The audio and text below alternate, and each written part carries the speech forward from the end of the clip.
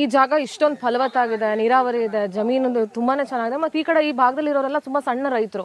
But ಈಗ ಸರ್ಕಾರ ಒಂದು ಇಂಟಿಗ್ರೇಟೆಡ್ ಟೌನ್ಶಿಪ್ ಮಾಡ್ತೀವಿ ಅಂತ ಹೇಳಿ ಈ ಜಮೀನೆಲ್ಲ ಸ್ವಾಧೀನ ಮಾಡ್ಕೊಳ್ಳೋದಕ್ಕೆ ನೋಟಿಫೈ ಕೂಡ ಆಗಿದೆ. ಸೊ ಏನು ಹೇಳ್ತೀರಿ? ನಮ್ಮ ಭೂಮಿ ನಮ್ಮ ಹಕ್ಕು ಅಂತಾನೆ ನಾವು ಹೋರಾಟ ನಡೆಸ್ತಾ ಇರೋದು. ನಮ್ಮ ಜಮೀನು ಕೊಡೋಕೆ ಇಷ್ಟ ಇಲ್ಲ. ಅವ್ರೇ ಇದು ಏನು ಬರ್ಡ್ ಭೂಮಿಗಳನ್ನ ಅಕ್ವೇರೇಷನ್ ಮಾಡಿಕೊಂಡು ಡೆವಲಪ್ ಮಾಡಬೇಕು.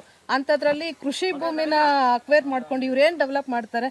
ಮೊನ್ನೆ 6ನೇ ತಾರೀಕು DC ಮೀಟಿಂಗು ರೇಟ್ ಫಿಕ್ಸ್ ಮಾಡ್ತೀವಿ ಅಂತ ಕರೆದ್ಬಿಟ್ಟು ರೈತರುಗಳನ್ನೆಲ್ಲ ಆಚೆ ಕುಂಡ್ರಿಸ್ಬಿಟ್ಟು ಬಿಸಿಲು ಇದರಲ್ಲಿ ಒಣಗಿಸ್ಕೊಂಡು ಎಲ್ಲ ಇದು ಮಾಡಿಬಿಟ್ಟು ಇವ್ರು ಬೇಕಾದವ್ರನ್ನ ಒಳಗಡೆ ಕುಂಡ್ರಿಸ್ಕೊಂಡು ಇವ್ರು ರೇಟ್ ಫಿಕ್ಸ್ ಮಾಡ್ತೀವಿ ಅಂತ ಅಂದ್ಬಿಟ್ಟು, ಇಲ್ಲ ನಾವು ತೆಂಗಿನ ಮರಕ್ಕೆ ಇಷ್ಟು ಅಂತ ಇದು ಮಾಡ್ತಿದ್ದೀವಿ ಅಷ್ಟೇ ಅಂತ ಹೇಳ್ತಾರೆ. ಇದು ಯಾವ ರೀತಿ ಸರ್ಕಾರ ಇದೆಯೋ ಈಗ ಸರ್ಕಾರ ಎಕರೆಗೆ ಇಷ್ಟು ಅಂತ ರೇಟ್ ಫಿಕ್ಸ್ ಮಾಡಿದ್ರೆ ಭೂಮಿ ಕೊಡಕ್ಕೆ ರೆಡಿ ಇದ್ದೀರಾ? ನಾವಿಲ್ಲ, ಭೂಮಿ ಕೊಡಕ್ಕೆ ರೆಡಿ ಇಲ್ಲ.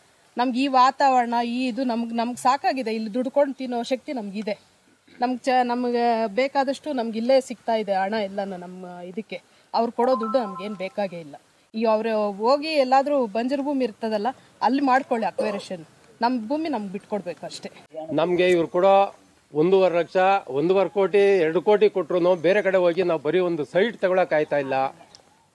ನಮಗೆ ಇಲ್ಲೇನು ತೊಂದರೆ ಆಯ್ತಾ ಇಲ್ಲ, ಭಾರಿ ಅನುಕೂಲವಾಗಿದ್ದೀವಿ ನಾವು. ಮತ್ತೆ ಭೂಮಿ ತಾಯಿ ನಮ್ಮನ್ನು ಕಾಪಾಡ್ತಾ ಇರ್ತಾಳೆ, ಅಷ್ಟು ಭರವಸೆ ಇದೆ ನಮಗೆ. ನಿಮ್ಗೆ ಇವತ್ತು ನಾವು ಜಮೀನು ಕೊಟ್ಬಿಟ್ಟು ಮತ್ತೆ ನಾವೆಲ್ಲಿ ದೇಶಾಂತರ ಹೋದ್ರೂ ನಮಗೆ ಎಲ್ಲೂ 1 ಗುಂಟೆ ಜಮೀನು ತೆಗಿಯೋಕ್ಕಾಗಲ್ಲ. ನೀವು ಕೊಡೋ ದುಡ್ಡಲ್ಲಿ 2 ಗುಂಟೆ ಜಮೀನು ತೆಗಿಯೋಕ್ಕಾಗಲ್ಲ, ನಾವು ನೆಲೆ ಆಗೋಕ್ಕೆ ಆಗಲ್ಲ. ಅಲ್ಲಿ ಈ ಪರಿಸ್ಥಿತಿ ಇದೆ. ಅದಕ್ಕೋಸ್ಕರ ನಮ್ಮ ಜಮೀನು ನಮಗೆ ಇರಬೇಕು. ಈ ರೇಷ್ಮೆ, ತೆಂಗು, ಸಪೋಟ ಇವೆಲ್ಲ ಇದೆ, ಜೋಳ ಬೆಳೀತಾ ಇದ್ದೀವಿ. ಇವೆಲ್ಲ ಅನುಕೂಲ ಬಿಟ್ಬಿಟ್ಟು ನಾವು ಎಲ್ಲಿಗೋ ಇದು ಮಾಡೋದು. ನಾವು ಕೊಡೋಕೆ ಇಷ್ಟ ಇಲ್ಲ, ಕೊಡೋದೇ ಇಲ್ಲ.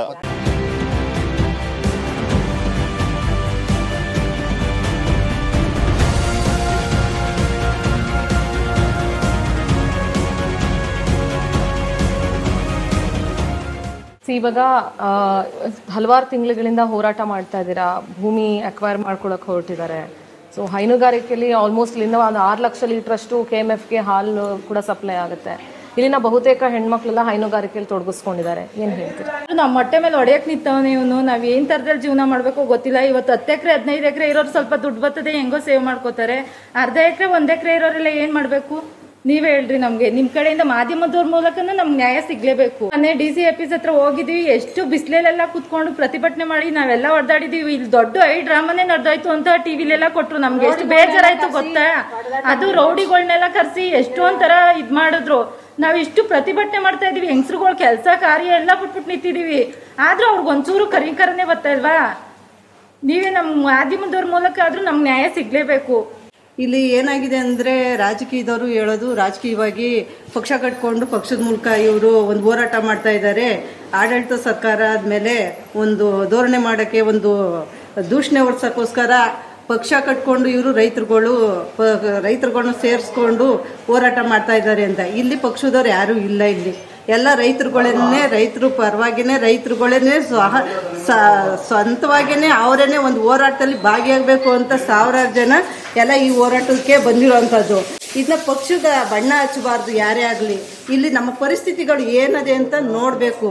ಇಲ್ಲಿ ನಾವು 16 ಎಕರೆ ಇರೋ ಜಮೀನ್ದಾರರಿಗಿಂತ ಅತಿ ಸಣ್ಣ ರೈತರು ಈ ಭಾಗದಲ್ಲಿ ಜಾಸ್ತಿ ಇರೋದ್ರಿಂದ ಹೈನುಗಾರಿಕೆಯಲ್ಲಿ ತುಂಬ ಜನ ಎಲ್ಲ ತೊಡಗಿಸ್ಕೊಂಡಿದ್ದಾರೆ. ರೇಷ್ಮೆ ಇದೆ, ಹಾಗೆ ತರಕಾರಿ ಬೆಳೆಗಳನ್ನು ಬೆಳೆದು ಅವರ ಜೀವನ ಮಟ್ಟವನ್ನು ವ್ಯವಸ್ಥಿತವಾಗಿ ಎಲ್ಲ ರೂಪಿಸ್ಕೊಂಡಿದ್ದಾರೆ. ಅವ್ರ ಮಕ್ಕಳಿಗೆ ವಿದ್ಯಾಭ್ಯಾಸನ ಇವಾಗ ಏನು ಬಿಸ್ನೆಸ್ ಮ್ಯಾನ್ಗಳು ದೊಡ್ಡ ದೊಡ್ಡ ಆಫೀಸರ್ಗಳು ಕೊಡ್ಬೋದು, ಅದಕ್ಕಿಂತ ಹೆಚ್ಚಾಗಿ ವಿದ್ಯಾಭ್ಯಾಸನ ನಾವು ಒಳ್ಳೊಳ್ಳೆ ಸ್ಕೂಲಲ್ಲಿ ನಾವು ರೈತರುಗಳು ನಮ್ಮ ಮಕ್ಳಿಗೆ ಕೊಡಿಸ್ತಾ ಇದ್ದೀವಿ. ಅಂಥದ್ರಲ್ಲಿ ಇವರು ರಾಜಕೀಯ ಬಣ್ಣ ಹಚ್ಕೊಂಡು ಇವರು ರೈತರಲ್ಲ ನಾವು ರೈತರು ಅಂತ ತೋರಿಸ್ಕೊಳ್ಳೋಕ್ಕೆ ಇವ್ರಿಗೆ ಏನು ಮಾಡಬೇಕು? ಒಂದು ಸರ್ಟಿಫಿಕೇಟ್ ಮಾಡಿಸ್ಕೋಬೇಕಾ? ಕೃಷಿ ಕುಟುಂಬ ಅಂತ ಏನಾದರೂ ಒಂದು ಸರ್ಟಿಫಿಕೇಟ್ ಮಾಡಿಸ್ಕೊಂಡು ನಾವು ಹೋರಾಟಕ್ಕೆ ಹೋದಾಗ ತಗೊಂಡು ಹೋಗ್ಬೇಕು. ಇದನ್ನ ಹೇಳ್ಬೇಕು ನಮಗೆ. ಇವರು ಗೆಲ್ಲೋವಂಥ ಮಟ್ಟದಲ್ಲಿ ಇವರು ನಮ್ಮನ್ನೆಲ್ಲ ಒಂದು ಮೂಲೆ ಗುಂಪು ಮಾಡೋವಂಥ ರೈತರನ್ನ ಸರಿಯಲ್ಲ. ಇದು ನ್ಯಾಯಯುತವಾಗೂ ಇಲ್ಲ. ನಮ್ಮ ಪರಿಸ್ಥಿತಿ ಏನಿದೆ, ನಮ್ಮ ಬದುಕು ಏನಿದೆ ಅದನ್ನ ಮನಗಂಡು ನಾವು ಮನವಿ ಮಾಡ್ಕೊಂಡಿದ್ದೀವಿ. ಮೊದಲೆಲ್ಲ ಮನವಿ ಮಾಡ್ಕೊಂಡು ಈ ಪ್ರಾಜೆಕ್ಟ್ ಬೇಡ, ಈ ಯೋಜನೆ ಬೇಡ, ಬಿಟ್ಬಿಡಿ, ನಮಗೆ ನಾವು ಬದುಕು ಕಟ್ಕೊಂಡಿದ್ದೀವಿ. ಆದರೂ ಇವ್ರು ನಿಲ್ಲಿಸಲ್ಲ ಅಂದರೆ ನಾವು ಹೋರಾಟದ ಮೂಲಕನೇ ನಾವು ನಮ್ಮ ಭೂಮಿಯನ್ನು ಉಳಿಸ್ಕೊಳ್ಳೋಂಥ ಕೆಲಸನ ಮಾಡ್ತೀವಿ. ಇದು ನಮ್ಮ ಭೂಮಿ, ನಮ್ಮ ಹಕ್ಕು. ರೈತರ ಬಗ್ಗೆ ಒಂಚೂರು ಕಾಳಜಿ ಮಾಡಿ ರೈತರಿಗೆ ಭೂಮಿ ಉಳಿಸ್ಕೊಡೋ ಬಗ್ಗೆ ಮಾತಾಡಿ. ಯಾವ ರಾಜಕೀಯನೂ ಇಲ್ಲ. ನಾವು ಇಲ್ಲಿ ಹೋರಾಟ ಮಾಡ್ತಾ ಇರೋದು ರೈತರ ಬಗ್ಗೆ ಮಾತ್ರ. ನಾವು ಹಸುಗಳು ಕಟ್ಕೊಂಡು ನಾವು ಭಾಳ ನಮ್ಮ ಮಕ್ಳುಗಳನ್ನ ಓದಿಸ್ಕೊಂಡು ಮಾತಾಡ್ತಾ ಇದೀವಿ ಸ್ವಾಮಿ. ನಾವು ಲಕ್ಷ ಅನ್ನೋದು ಸಂಪಾದನೆ ಮಾಡ್ತೀವಿ, ಲಕ್ಷ ಅನ್ನೋದು ಕಳಿತೀವಿ. ರಾಜಕೀಯದಿಂದ ಕಳೀತಾ ಇಲ್ಲ. ನಾವು ರೈತರಾಗಿ ನಾವು ಓಡಾಡ್ತಾ ಇದ್ದೀವಿ. ನಾವು ಯಾವ ಬಗ್ಗೆನೂ ನಾವು ಮಾತಾಡಿದ್ರೆ ನಮ್ಮ ಭೂಮಿ ನಮ್ಗೆ ಬೇಕೇ ಬೇಕು. ನಾವು ಭೂಮಿ ಕಿತ್ಕೊಳ್ಳೋ ಬಗೆ ಮಾಡಿದ್ರೆ ನಾವು ವಿಷ ತಗೊಂಡು ಕೂರ ಸಾಯೋ ಬಗ್ಗೆನೂ ನಾವು ಮಾತಾಡ್ತೀವಿ ಹೊರತು ನಾವು ಯಾವ ಕಾರಣಕ್ಕೂ ನಾವು ಭೂಮಿ ಬಿಟ್ಕೊಡಲ್ಲ. ನಾವು ಭೂಮಿ ಅಂತ ಯಾವ ಕಾರಣಕ್ಕೂ ಬಿಡಲ್ಲ. ನಾವು ಪ್ರಾಣ ಕಳ್ಕೊಂಡು ನಾವು ಭೂಮಿ ಬಿಡಲ್ಲ ಸರಿ. ಜೀವನ ಮಾಡ್ತಾವ್ರೆ, ಸೊಪ್ಪು ನಡೆ ಅದು ಇದು ಬೆಳ್ಕೊಂಡು ಇವ್ನು ಬಂದ್ಬಿಟ್ಟು ಭೂಮಿ ತಗೋತೀನಿ ಅಂತ ಅವ್ನು ಕೊಡೋ ದುಡ್ಡು ಎಷ್ಟು ದಿನ ಅಂತ ತಿಂತಾರೆ ರೈತರುಗಳು.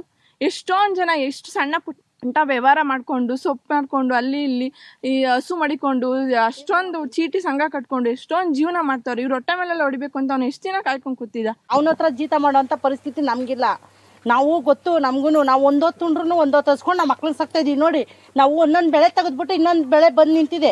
ಅವ್ನು ಕೊಡ್ತಾನೆ 6 ಕಾಸು 3 ಕಾಸು ಕೊಡ್ತಾನೆ. ಅದ್ರ ಮೇಲೆ ಇದ್ರ ಮೇಲೆ ಕುಡುಕರಿಗೆ ಎಲ್ಲ ಗಂಡಿರೆಲ್ಲ ಕುಡುಕರಾಗೋಯ್ತಾರೆ. ಎಲ್ಲ ಅವನೇ ಕಿತ್ಕೋತಾನೆ. ತಿರ್ಗಾ ಅವನು ಒಂದೊಂದು ದೊಡ್ಡ ದೊಡ್ಡ ಬಿಲ್ಡಿಂಗ್ ಕಟ್ಕೊಂಡು ಅವ್ನ ಹೆಂಡತಿ ಮಕ್ಳನ್ನ ಸಾಕೊಂಡು ಅವ್ನ ಮನೇಲಿ ಅವನೇ.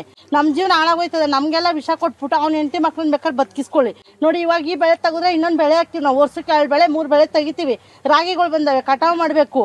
ಅದಾದ್ಮೇಲೆ ಏನೋ ಒಂದು ಭತ್ತನೇ ಹಾಕ್ತೀವೋ, ರಾಗಿನೇ ಹಾಕ್ತೀವೋ, ಒಂದು ಕಾಳು ಕಡ್ಡಿ ಹಾಕ್ತೀವೋ, ಇದೆಲ್ಲ ಕಾಳು ಹಾಕೊಂಡಿದ್ದೀವಿ. ನಾವು ವರ್ಷ ಎಲ್ಲ ಜೀವನ ಮಾಡ್ತೀವಿ. ಅಂಥದ್ರಲ್ಲಿ ಅವ್ನು 2 ಕಾಸು ಕೊಟ್ಬಿಟ್ಟು ಕಿತ್ಕೊಬಿಟ್ರೆ ತಿರ್ಗಾ ನಾವು ಏನ್ರಲ್ಲಿ ಜೀವನ ಮಾಡೋಣ? ನಮ್ಮ ಭೂಮಿನೇ ಇಲ್ಲ ಅಂದರೆ ಅವ್ನು ಎಷ್ಟು ದುಡ್ಡು ಕೊಟ್ಟರೆ ಇರುತ್ತೆ, ಇವತ್ತಿರುತ್ತೆ, ನಾಳೆಗೆ ಹೋಗುತ್ತೆ. ಈ ಭೂಮಿ ಇದ್ದರೆ ನಮ್ಮ ಮಕ್ಳಿಗೆ, ನಮ್ಮ ಮೊಮ್ಮಕ್ಳಿಗೆ, ಮೊಮ್ಮಕ್ಳಿಗೆ ಎಲ್ಲ ಆಯ್ತದೆ. ನಮ್ಮ ಕಷ್ಟ ಆದರೆ ಒಂದು ಕುಂಟೆ ಮಾರ್ಕೋತೀವಿ. ನಾವು ಪೂರ್ತಿ ಜಮೀನೆಲ್ಲ ಮಾರ್ಕೊಂಡು ಜೀವನ ಮಾಡೋಕ್ಕೆ ಹೋಗಲ್ಲ. ಅವನು ನಮ್ಮನ್ನ ಸಾಯಿಸ್ಬೋದೇ ಹೊರತು ನಮ್ದೊಂದು ಕುಂಟೆ ಜಮೀನ್ ಮೇಲೆ ಅವ್ನು ಬರೋಕ್ಕೆ ಅಧಿಕಾರನೂ ಇಲ್ಲ, ಬರೋಕ್ಕೆ ನಾವು ಬಿಟ್ಕೊಡೋದು ಇಲ್ಲ. ಹೋರಾಟ ನಮ್ಮ ಭೂಮಿ